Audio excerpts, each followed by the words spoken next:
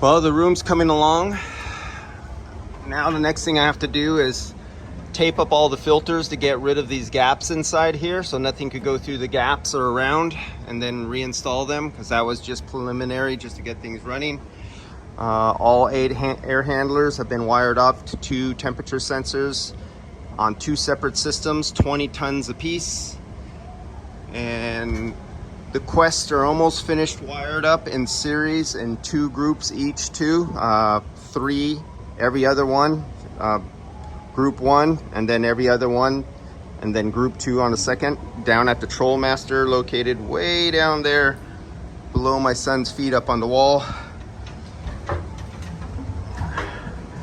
And we are dialing in the air speed, the air temperature, and the dehumidifiers to get their ideal plus or minus 2% or 2 degrees in the room.